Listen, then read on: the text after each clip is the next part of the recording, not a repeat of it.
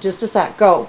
In Dixie, we all gathered the morning my father passed away at about 10:30, I think it was. And I well remember that I was 13 then, and he was just about, what would it be, 22, 29? He was 6, going to be 7 in March, because my father died in January. And so he was the problem right away, like what was going to happen to George, because he was kind of the odd man out, you know, as far as school and so on, from the bush up on Dixie Road. However, Hazel Watson down the road, a good friend of Eileen, my sister, she took him on, I think, and coached him for the rest of the year. And Harry Phelan's wife, Stella, came out to Dixie, I guess that day probably, or right away, and she moved in for 2 weeks. And she did all the cooking and just took over. Because it was kind of a, oh, I know, Eileen was on the high seas that morning. They made her go to France to buy the clothes when he was dying, because Aunt Peggy refused to go. To buy the clothes for the store. She wanted to be in Toronto when my father died, because there was lots of trouble about notes and mortgages and like stuff Eileen probably wouldn't have had any control over. Anyway, my mother had a big three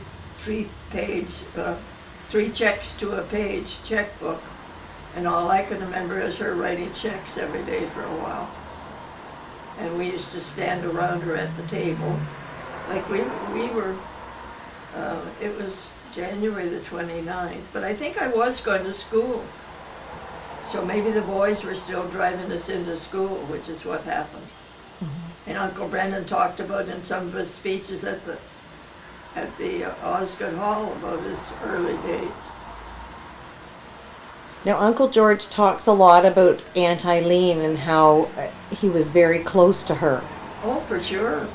She made sure he was brought up. She bought him a car, a Cadillac 12. Remember, Mom? I didn't know she bought it. I knew he had it. Yeah. She bought for him a beautiful 12-cylinder Cadillac. Yeah, beautiful car. It was 3 years old, I think, and it had gone 30,000 miles. And George mishandled it so badly that it was a wreck within a couple of years. We may not put that into the the family history.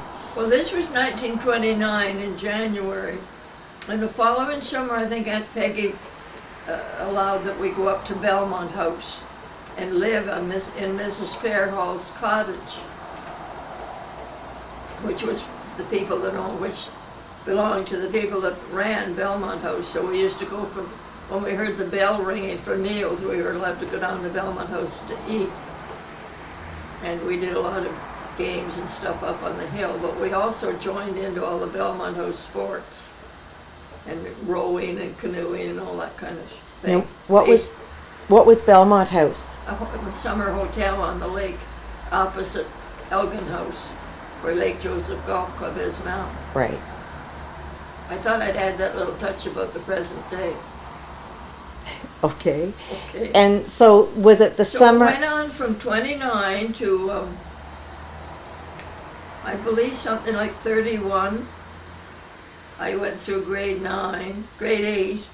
I was in grade 9, I think, when we moved into 106 Rosedale Heights Drive, which Eileen organized, because living in the country was just maybe a little bit too hard for her to handle things. She was always driving me in the city and teaching us swimming at the Y and badminton at the Y.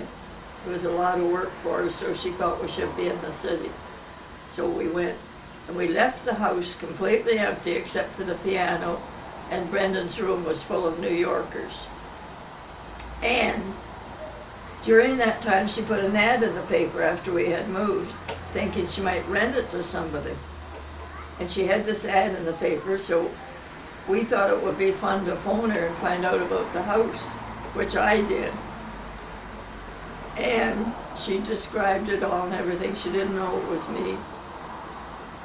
And we thought it was pretty funny. We finally told her that the only answer she got was from us. And so that house stayed sort of like that, with Alma McGing and the neighbor living on the second floor to kind of keep it from being wrecked. And lo and behold, in 38 seems like a long time at Rosedale Heights, but we were still there. When Aunt Moll, who lived in Ottawa, her husband died, leaving her with a car and very little money, or maybe a little bit of money, but he was pretty selfish.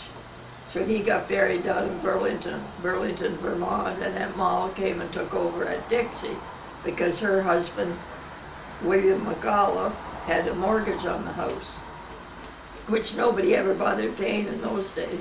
There was no income tax, no obligations of any kind except to repair the house if it needed fixing. And so she moved out there, and lo and behold, my father's sister, Aunt Peggy, who had been living down the road in the McMaster house, George McGuire, rented it to Aunt Peggy because he was her boyfriend.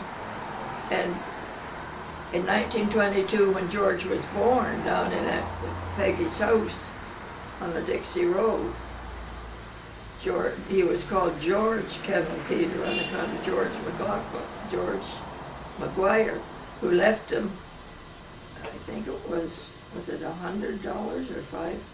He left him some small amount of money when he died to George O'Brien. I wondered where his names Kevin and Peter came from. Heaven only knows, I don't know. I know everybody else, the other boys, some of them were called Gerard because he was the patron saint of a new baby. Oh, yes. Yeah, I think it's Miley Gerard O'Brien. Brendan, we don't think ever had a second name, unless it shows on his birth certificate, I don't know. We always called him Brendan. Right. Which seems harder to pronounce nowadays. Well, Uncle George certainly always loved his full name and has always signed George K.P. O'Brien. Oh, you're kidding. Always. And that's, I think, why it's going to be on his gravestone. Well, the government calls me FM quite often. But George actually liked it, like it was part of his signature. And we called him George finally.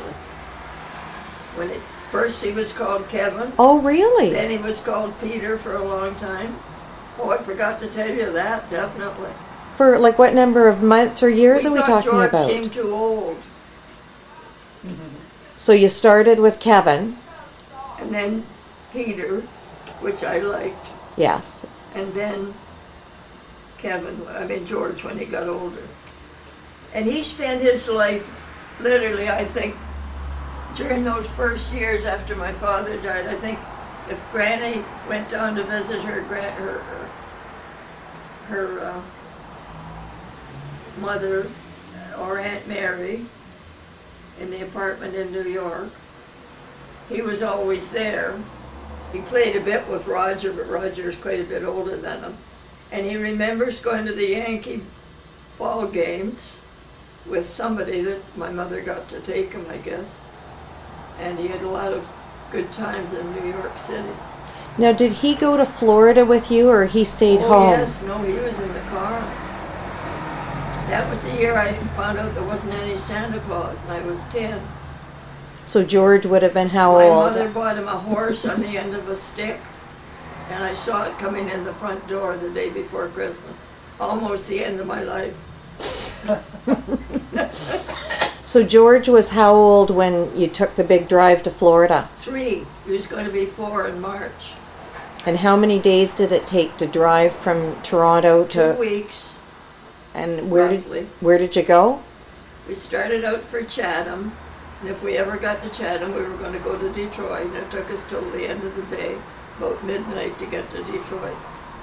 There was so much snow that we had to get out. I didn't shovel, but the boys had to shovel, Charles and Miley. That's why they came with us. My mother didn't drive ever. So did Charles and Miley take turns driving to Florida? Oh, yes, for sure. And about how many times would you say you had to replace a tire or patch a tire? Well, we had to stop very often, especially when the roads got beyond being roads. They were red clay down in Georgia, just narrow trails. And one night we arrived at midnight, which we left on December the 26th, the morning after Christmas. And we had heated bricks on the floor of the back seat. It was a touring car, a Buick. And we had a buffalo robe on our laps to stay warm, and it was George and me and Granny, and the boys were always in the front. And how did you heat the bricks? How did we what? Heat the bricks. Keep the... Heat the bricks. You said you had heated bricks. Yeah. We didn't. We were just hoping against hope that they would last us out of the cold snap. But how you must have heated them before you put them in the car in the first we got place? ready in the morning before we left, and they were very warm. So were they in the fireplace or Well, that would be who beyond knows? my Right, you were too age little. bracket. Yeah, I don't know. I just remember them being in the car. So the car was completely unheated. Oh, for sure. No such thing as a heater. So then we drove and we got to Detroit, and then the next day I think we got to Dayton, and I don't know where we stopped after that. I do know when we got into Tennessee, we were driving, and it was coming close to late dark night. And we wanted to get in the car after getting it filled with gasoline, probably, to keep on going, and the police or somebody stopped us and wouldn't let us go because of the mountain trails. Too dangerous. So we stayed in this red brick, I guess they called it the downtown corner of Jellicoe, Tennessee. And we were in this hotel room in a red brick building, and all we heard were roosters crowing all towards dawn, and it was New Year's Eve. I remember that. And so we got through the night somehow or other with my mother watching over us, probably for bed bugs or cockroaches or something. We knew very well the two names all the way down. And we took off on the mountain road, and I'll tell you, it was pretty scary all day. It was just a trail winding around the mountains. And then came Atlanta, and that was good. We got to a hotel in Atlanta with a dining room with white tablecloths and people waiting on us. And that was pretty nice. So in the past, before you got to Tennessee, did you stay in hotels or motels on the way down? No such thing as a motel. Did you stay overnight anywhere, or did you drive? I think we must have. I think we might have stayed in Dayton. And we didn't get away from Detroit, I remember, the next day for several hours, which there was work being done on the car. Usually that happened quite often. Was that typical for all sorts of cars at that time, that they Yes. needed to be I repaired? guess so, but there weren't many cars on the road that I remember.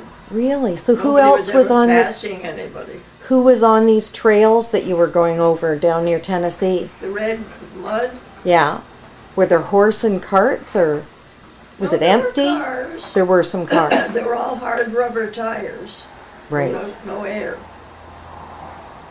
I So, don't think. so does that mean it was an extremely uncomfortable, No. like were you bumping on really hard Oh, seats no, and stuff? We didn't feel like we were riding a horse or something. You're wrong about the solid rubber tires. Did have air in them, and that's why they blew out all the time. 'Cause they Yeah, used to but have to very keep- little, They right? used to have to keep such a high pressure in the tires. How much air was in them?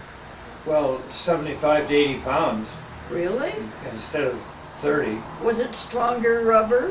No, it wasn't. It wasn't. That's why you had flat tires every Okay. few minutes. We must have bought second-hand tires several times on the way to Florida. We couldn't afford a new one, I don't think. So then we kept going and going and going, and we came to to Atlanta, and that was the first time we were in what you call a real hotel, a nice one. Do you remember quite a number of years later, I think Daddy got bitten by a parrot in a nice Oh, that hotel was in years. Atlanta? That was years later. Oh, Many, yeah, many years later. But anyway, we got into Atlanta, and then we, somehow or other, we were going into St. Petersburg. We got through all that part into Florida. And we started looking, because we planned we were going to stay there for the winter. And every sign on the front lawn of any place that looked like something was for rent said no dogs or children. So we just kept on winding the wheels around and kept going. And we were in Naples at the downtown headquarters of Naples Four Corners, and one of them was heading on the Tamiami Trail. So that encouraged us that we had looked at everything we could. There was nothing below Naples, no other towns or anything. So we turned left and headed straight over to Miami, and we drove all night that night. And that's when we saw the sort of a car with a kind of a back on it, like a trailer type of car. And it had gone into the Everglades, and one person was drowned, and it was about 2:30 in the morning, and the people were out on the road. And how we got around them, I don't quite know, but we kept on going. And we ended up at the couple of south developments below Miami. I'm trying to think of the name of them before we got to Hollywood. there was a suburb of Miami, I forget the name of it, and it was very expensive, maybe $50 a night or something. And so we kept going. We landed about 19 miles north of Miami in a very small settlement called Hollywood, with a main downtown and a theater. It was a fair-sized town, and it was all planned around a circle in the center, so the streets all went around it. And we found on the ocean side this great development beside the main hotel of Hollywood, which was on the beach. And then beside it was this tent city, that it was called.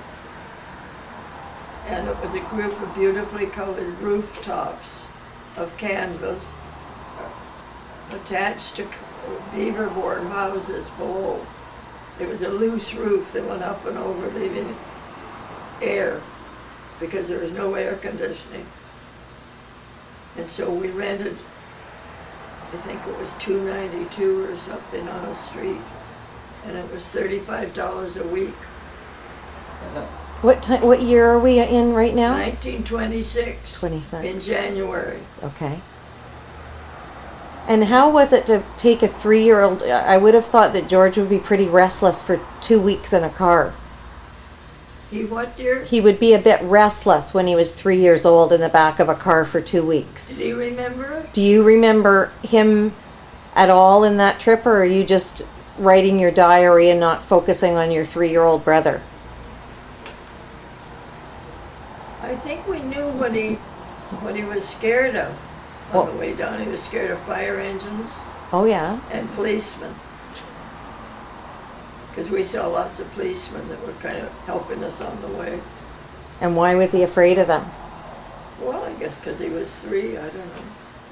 And so once you got there, there was Uncle Miley, Uncle Charles? And I had 10 dresses, counting my bloomers. Well, Aunt Lorene said it was 14, but that's No, okay. 10.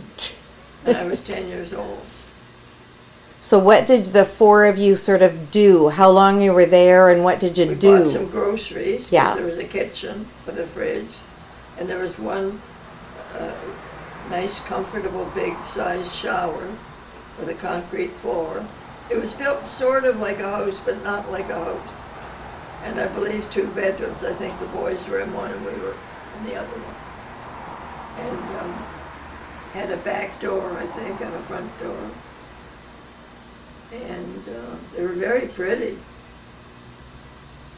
The beach was maybe not more than just a jaunt, about like that school over there, Mm-hmm. to the ocean.